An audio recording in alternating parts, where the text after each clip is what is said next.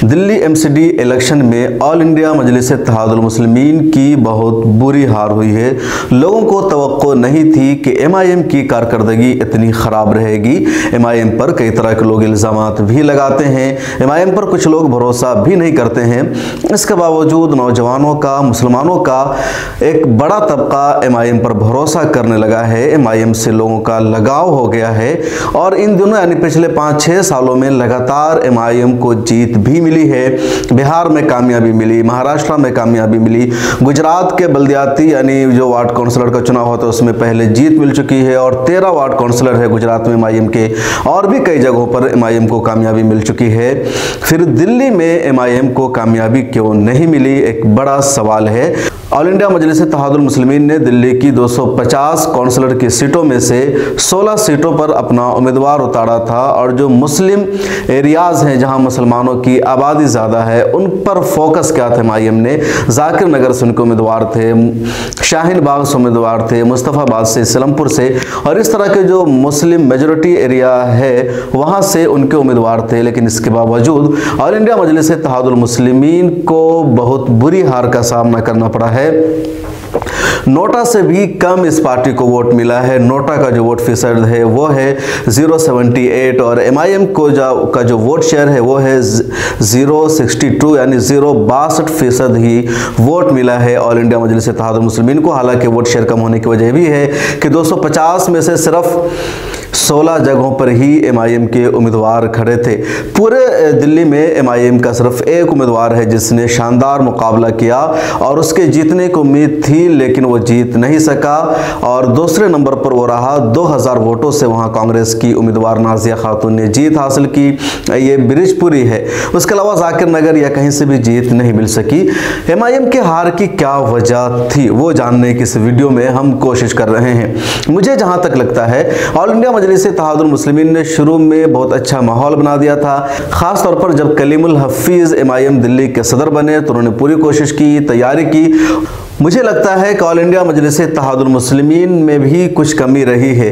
पहली कमी ये रही कि ऑल इंडिया मजलिस इत्तेहादुल मुस्लिमीन के उम्मीदवारों में, उनके लोगों में वो जज्बा, जुनून देखने को नहीं मिला जो और जगहों पर मिलता रहा है। ख़ास तौर पर 6 महीना पहले दिल्ली में भी बहुत ज़्यादा जज्बा था, जुनून था, लोग उत्साह थे, लेकिन इस मरतबा वैसा नहीं था। ख़ास तौर पर जब कलीमुल हफीज़ सदर बने तो उन्होंने पार्टी के वर्करों में जुनून भर दिया, टीम बनाई, संगठन खड़ा किया और पूरी कोशिश की एमआईएम को चुनाव जिताने की। और उस वक्त लोग जज्बात से भरे हुए थे, लेकिन एमसीडी का चुनाव पोस्टपोन हो गया और उसके बाद ही एमआईएम की जो लीडरशिप थी दिल्ली की वो भी थोड़ी सी कम मायूस हो गई या थोड़ी सी वो टीम ढीली पड़ गई। और उसके बाद जब दोबारा एमसीडी चुनाव का ऐलान हुआ, तारीख का ऐलान हुआ, तो वो पहले जैसी जो एक्टिविटी थी वो सामने नहीं आई।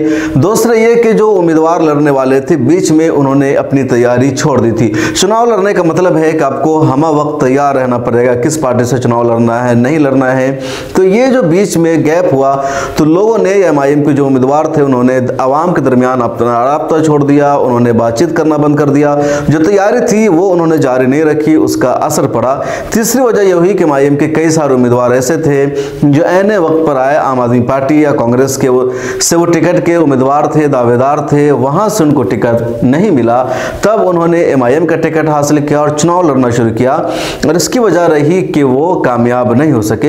एक और बड़ी वजह रही कि जो एमआईएम के स्टार प्रचारक हैं, जो बड़े लीडर्स हैं, असदुद्दीन ओवैसी साहब तो है ही, उसके अलावा अख्तर उल ईमान है, इम्तियाज़ जलील है, वारिस पठान है, आसिम वक़ार है, इस तरह के जो एमआईएम के स्टार प्रचारक हैं, बड़े लीडर्स हैं, उन्होंने दिल्ली को बहुत कम वक्त दिया। पूरा वक्त इन लोगों ने गुजरात को दिया, गुजरात में ही ज़्यादातर ये लोग रहे। दिल्ली में इन लोगों ने ज़्यादा मीटिंग नहीं की, ज़्यादा सभाएं नहीं की, मीडिया में भी इन लोगों का ज़्यादा चर्चा नहीं रहा। उसकी भी एक वजह थी, शायद इस वजह से एमआईएम को कोई सीट नहीं मिल सकी दिल्ली में। लोग कह रहे हैं कि दिल्ली है तालीम याफ्ता इलाका है, पढ़ा लिखा शहर है, इसलिए यहाँ लोग सोच समझ कर वोट देते, लेकिन यहाँ भी एमआईएम जीत सकती थी, सीटें निकाल सकती थी। आखिरकार 6000 लोगों ने जाकिर नगर में वोट दिया है, 5 5000 लोगों ने अबुल फजल में वोट दिया है, बिरिजपुरी से जो उम्मीदवार थे उनको अच्छा खासा वोट मिला है। तो कहीं ना कहीं लोगों ने वोट हासिल किया है, एतमाद जीता है, और भी इसको बढ़ाया जा सकता था अगर और अच्छी तैयारी की जाती, लेकिन इन लोगों ने ऐसा नहीं किया और यह भी वजह रही MIM के उम्मीदवारों के हार की।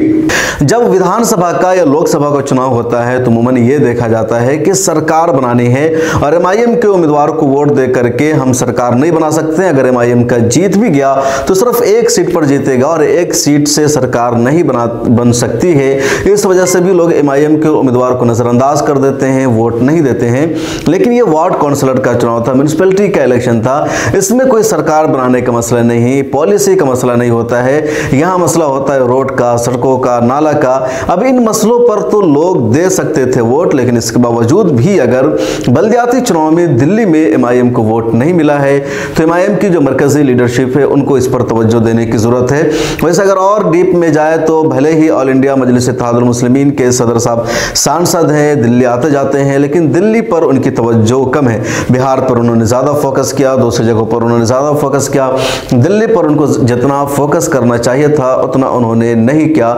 MCD चुनाव के लिए वो सिर्फ एक दिन दिल्ली में, सिर्फ एक दिन उन्होंने रैली की, जल्दबाजी में एक दिन में कई जगहों पर उन्होंने रैली की, जमुना पार के इलाकों में, ओखला में, और फिर उसी दिन शाम को वापस लौट गए। गुजरात में उन्होंने दूसरी रैलियां शुरू कर दी। तो दिल्ली को और ज़्यादा वक्त मिलना चाहिए था। एक और अहम बात यह कि दिल्ली में पार्टी का संगठन बनता है, फिर अगले चुनाव के बाद वो ख़त्म हो जाता है, फिर नया संगठन बनता है। बहुत कम लोग हैं जो MIM के पुराने हैं और शुरू से हैं, अभी तक बरकरार हैं। ज़्यादातर लोग क्या है कि एक मरतबा पार्टी में जुड़ते हैं, चुनाव होता है, कामयाबी नहीं मिलती है, फिर वो और जगहों पर मुंतशिर हो जाते हैं, बिखर जाते हैं। तो जो लोग MIM में हैं उनको MIM के साथ रहना पड़ेगा। MIM की लीडरशिप को ऐसे ही लोगों को जोड़ना पड़ेगा जो वफादारी के साथ रहें, हर हाल में पार्टी में रहें, सिर्फ चुनाव जीतने के लिए या चुनाव लड़ने के लिए पार्टी को ज्वाइन न करें, तब ही पार्टी यहाँ मजबूत हो सकती है और कोई चुनाव में जीत हासिल कर सकती है। फिलहाल MIM के चाहने वालों को मायूसी हुई है कि एक भी सीट पर उनको जीत नहीं मिली है, और जीत न मिलने की जो वजह है वो मैंने यहाँ बताने की कोशिश की है। आपकी नज़र में MIM को जीत न मिलने की, MIM के हार की क्या क्या वजह हो सकती है, कमेंट में लिखेगा।